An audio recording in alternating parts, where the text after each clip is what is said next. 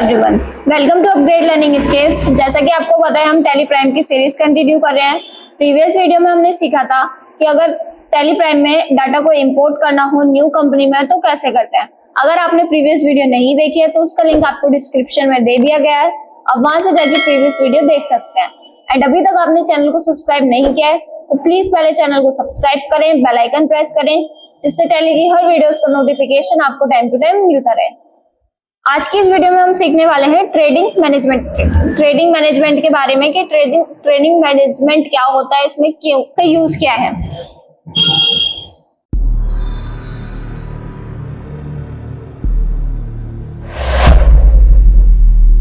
जैसे कि हम पहले भी सीख चुके थे, बिजनेस ऑर्गेनाइजेशन के 3 टाइप्स होते हैं, service, trading and manufacturing. Service हम क्लियर कर चुके हैं, जो भी हमने अभी तक वीडियोस बनाई या फिर एंट्रीज पास की, पेमेंट एंड रिसिप्ट, ये सारी रिलेटेड थी हमारी सर्विस ऑर्गेनाइजेशन से। सर्विस ऑर्गेनाइजेशन का काम क्या होता है? सिर्फ सर्विस प्रोवाइड करना और जो सर्विस प्रोवाइड करके इनकम मिल रही है उसको रिसीव करना।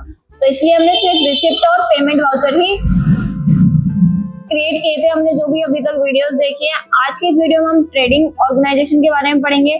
ट्रेडिंग ऑर्गेनाइजेशन में सिर्फ सेल और परचेज होता है कि कोई भी स्टॉक को लेना या फिर देना, ये होता है हमारा ट्रेडिंग ऑर्गेनाइजेशन। ट्रेडिंग ऑर्गेनाइजेशन को हम इन्वेंट्री मैनेजमेंट भी कहते हैं। यहाँ पर जैसे हमने यहाँ पर लिख रखा है इन्वेंट्री मैनेजमेंट, तो इसका डेफिनेशन क्या है? इन्वेंट्री का अर्थ है लिस्ट ऑफ आइटम्स। इन्वेंट्री का मतलब होता है list of item. List of item मतलब जो भी आपके पास स्टॉक है, कितना स्टॉक है, उसकी जो लिस्ट बनाई है आपने, उसको हम बोलते हैं इन्वेंट्री। जैसे कि हमें पता है कि ट्रेडिंग ऑर्गेनाइजेशन में गुड्स यानी परचेज और सेल करते हैं। एक बिजनेस में गुड्स यानी आइटम्स हजारों प्रकार के होते हैं, जिसमें items different company, different size, different weight के होते हैं, जिसे मैनेज करने के लिए हमें टैली में stock item, stock group, stock category, unit of measure, godown create किया जाता है। इसमें बता रहा है कि जो भी हम स्टॉक आइटम से रिलेटेड जितनी भी ट्रांजेक्शन करते हैं, ये नहीं है कि सारे स्टॉक आइटम सेम होते हैं। हर स्टॉक आइटम अलग होता है। कोई इलेक्ट्रॉनिक्स होता है, कोई गारमेंट्स होते हैं, कोई यहाँ पर ग्रोसरी होता है। सारे स्टॉक आइटम्स हमारे डिफरेंट होते हैं, उनका साइज अलग होता है, कंपनी नेम अलग होता है और वेट भी अलग होता है। किसी को हम केजी में मेजर करते हैं, किसी को हम पीसेस में मेजर करते हैं, किसी को हम नंबर्स में मेजर करते हैं। उनका यूनिट ऑफ मेजर भी हमारा अलग अलग होता है।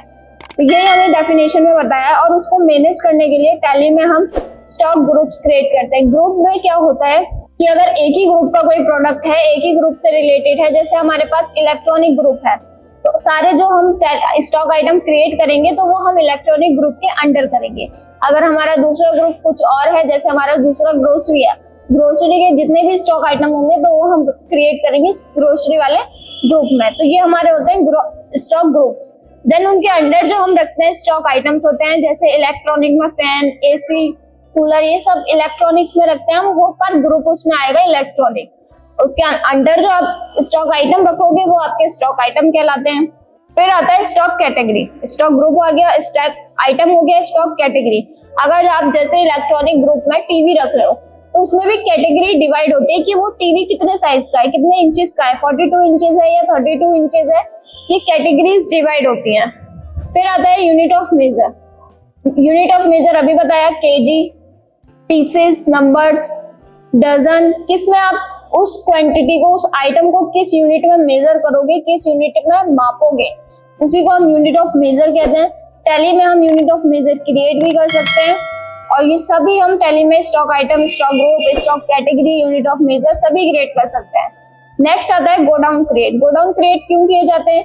गोडाउन क्रिएट इसलिए किए जाते हैं, जैसे आपका जो भी स्टॉक है वो आप किसी न किसी जगह पर स्टोर करके रखोगे, तो आप किस जगह पर आप वो स्टॉक स्टोर करोगे, जहां भी आप वो स्टॉक रखोगे उसको हम गोडाउन कहते हैं। तो वो हम गोडाउन टैली में क्रिएट भी कर सकते हैं। तो वही बता रहा है कि गोडाउन क्रिएट किए जाते हैं। देन गोडाउन के अंदर हम अपना स्टॉक रखते हैं।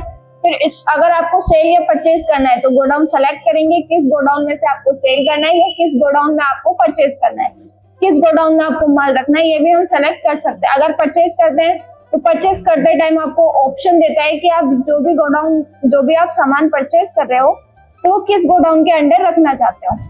ये आपने सीखा stock item, stock group, stock category, unit of measure और गोडाउन के बारे में।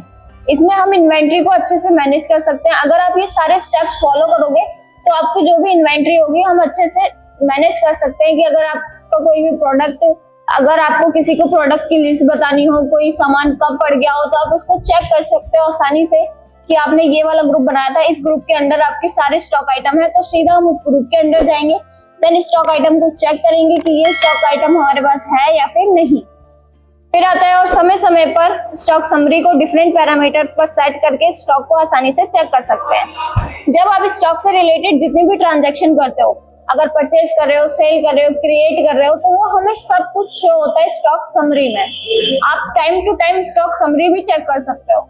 Time to time stock summary भी चेक कर सकते हैं, चेक करने के लिए कि हमारे पास कितना स्टॉक है, कितना परचेज किया गया है, कितना सेल किया गया है, ये सभी हमारे पास डिटेल्स स्टॉक समरी के अंदर हमें मिल जाती है। यहाँ पर एक एग्जांपल दे रखा है, stock item, stock group, stock category and unit of measure. ये यहाँ पर 4 ऑप्शन दे रखे हैं। स्टॉक आइटम्स में डिफरेंट स्टॉक आइटम्स है। ग्रुप, इसमें 3 ग्रुप बने हुए हैं, मदरबोर्ड, एसएसडी एंड जीपीयू। ये हमारा जीपीयू 3 ग्रुप है। अब देखिए मदरबोर्ड में भी स्टॉक आइटम 3 है, स्टॉक आइटम 3 है पर ग्रुप हमारा एक ही है, और वो तीनों स्टॉक आइटम जो भी है वो एक ही ग्रुप के अंडर आ रहे हैं, वो भी मदरबोर्ड के अंडर। फिर आते हैं स्टॉक ग्रुप तीनों का सेम है पर कैटेगरी तीनों की अलग है। किसी की गीगाबाइट है, किसी का ASUS है, किसी की अदर है। ग्रुप हमारे सेम होते हैं, कैटेगरी चेंज हो सकती है, स्टॉक आइटम्स चेंज हो सकते हैं, ये यहाँ पर चेंज होता है। अब यूनिट ऑफ मेजर, जो भी आपका स्टॉक आइटम है कंप्यूटर से रिलेटेड, आप उसको किस में मेजर करोगे? नंबर्स में मेजर करोगे। तो यहाँ पे यूनिट ऑफ मेजर में आपका नंबर्स यहाँ पर आ रहे हैं। नेक्स्ट आपका ग्रुप है एसएसडी ग्रुप है। इसके अंदर जो भी स्टॉक आइटम्स है, SSD, NVMe, 1 TB Samsung, 1 TB gigabyte, ये आपके 2 स्टॉक आइटम है। 2 स्टॉक आइटम है पर वो एक ही ग्रुप के अंदर आ रहे हैं और उस ग्रुप का नाम है SSD। ऐसे ही आपको देखो यहाँ पर स्टॉक कैटेगरी भी दोनों की अलग है, एक की कैटेगरी सैमसंग है और एक की कैटेगरी है गीगाबाइट। यूनिट ऑफ मेजर इसमें भी नंबर्स है। देन थर्ड हमारा ग्रुप है जीपीयू में यहाँ पर 4 GB गीगाबाइट है, GPU 2 GB ASUS है, ये स्टॉक आइटम्स है। देन इनका ग्रुप भी एक ही है, स्टॉक आइटम 2 है पर ग्रुप हमारा एक है GPU, और उसके भी यहाँ पर कैटेगरी दोनों की अलग है, एक की गीगाबाइट है और एक की ASUS है।